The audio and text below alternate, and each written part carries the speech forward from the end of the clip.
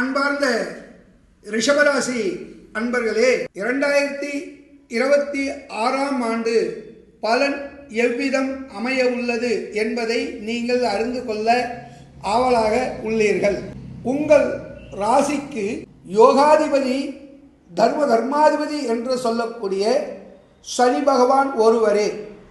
அவர் உங்கள் ராசிக்கு 11ஆம் பாவம் என்று சொல்லக்கூடிய லாபஸ்தானத்தில் அமர்ந்து உங்கள் ராசியை பார்வையிட்டு பலன்களை நிர்ணயிக்கின்றார். அதே நேரத்தில் இந்த 2026ஆம் ஆண்டு குரு பெயர்ச்சி, சனி பெயர்ச்சி, ராகு பெயர்ச்சி காலங்கள் நடைபெறுகின்றன. இது ஒரு வருடத்தில் 3 மிக பெரிய கோள்களுடைய பெயர்ச்சி என்பதினால் ஒவ்வொருடைய வாழ்க்கையிலும் ஒவ்வொரு விதமான பலன்களை அளிப்பதில் எவ்விதமான சந்தேகம் இருக்க இயலாது. உங்கள் ராசிக்கு 2ஆம் இடம் என்று சொல்லக்கூடிய வாக்குஸ்தானம், குடும்பஸ்தானம், தனஸ்தானத்தில் முதல் 5 மாதங்கள் குரு அமர்ந்து பலன்களை நிர்ணயிக்கின்றார். குருவின் பார்வை விசேஷமாக கருதப்படும்.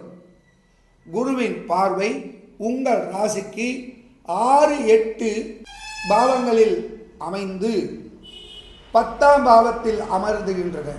அதே போன்று மே மாதம் முதல் குருவின் பெயர்ச்சி கடகராசியில் பூர்ண பலம் பெற்று உங்கள் ராசிக்கு 7ஆம் இடம் என்று சொல்லக்கூடிய கலத்திர பாவத்தில், கூட்டாளி பாவத்தில் பதிந்து, பாக்கியஸ்தானத்தில் பதிந்து, லாபஸ்தானத்தில் பதிந்து உங்களுக்கு நற்பலன்களையே அளிக்க உள்ளது. அதே நேரத்தில் நீங்கள் எந்த ஒரு முயற்சியும் மிக மிக நிதானமாக சிந்தித்து அறிவுபூர்வமாக அந்த செயல்களில் உள்ள உண்மை தன்மைகளை ஆராய்ந்து அதன் பின்பே ஒரு முடிவை எடுப்பீர்கள்.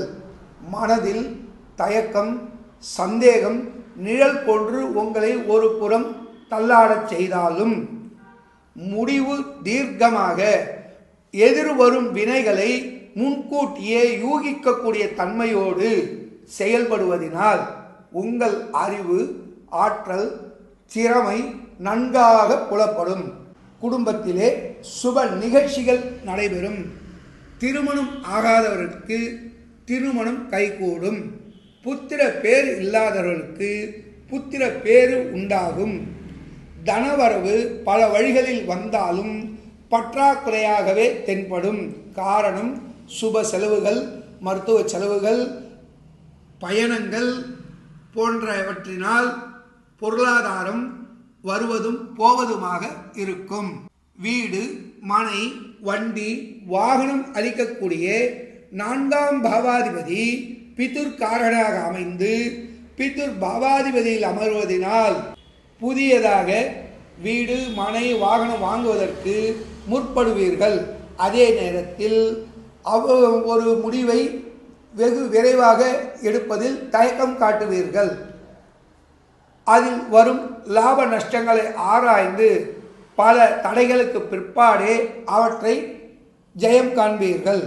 கூட்டாளி ஸ்தானம், கலத்திரஸ்தானம் என்று சொல்லக்கூடிய 7ஆம் பாவாதிபதி உங்கள் ராசிக்கு நட்புக்காரனாக அமைந்து அவர் ஆரம்பத்தில் அட்டமத்தில் இருந்தாலும் அதன் பிறகு பெயர்ச்சியாகி உங்களை மேலும் வேகமாக செயல்பட தூண்டுதல் அளிக்கின்றார். குடும்பத்திலே கணவன் மனைவியிடையே ஊழல் காரணமாக வார்த்தைகளிலே வித்தியாசமான தகாத வார்த்தைகளை பயன்படுத்தக்கூடும். அவைகளை நீங்கள் முற்றிலும் தவிர்க்க வேண்டும்.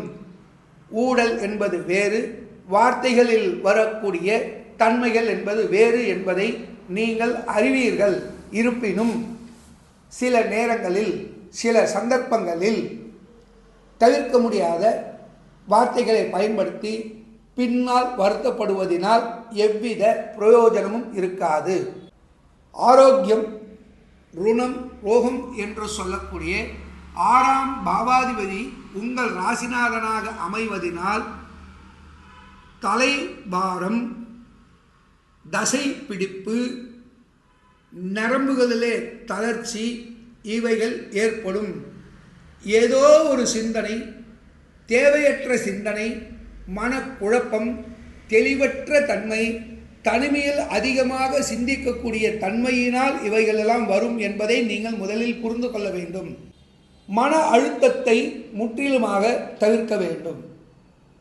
தியானம் மற்றும் இறை வழிபாடின் மூலம் மனம் வேறுபட்டு தெளிவு அடைவீர்கள். பாக்கியஸ்தானம், அவரே ஜீவனாதிபதி என்பதினால் தொழில் சிறக்கும். உத்தியோகத்திலே மதிப்பு, மரியாதை, புகழ், கௌரவம், அந்தஸ்து கிட்டும். பதவி உயர்வு சற்று தாமதப்பட்டு பின்பு அவைகள் நன்றாக உங்களுக்கு உங்கள் எதிர்பார்ப்பை பூர்த்தி செய்யும் விதமாக அமையும். ஆகவே இந்த 2026ஆம் ஆண்டு ரிஷபராசி அன்பர்களாகிய உங்களுக்கு புதியதொரு உலகத்தை காண்போம் என்ற பழமொழி போன்று புதிய மனிதர்கள், புதிய அனுபவங்கள், புதிய முயற்சிகள் செய்து அனைத்திலும் ஜெயம் காண்பீர்கள். சர்வே ஜன சுகினோ பவந்து.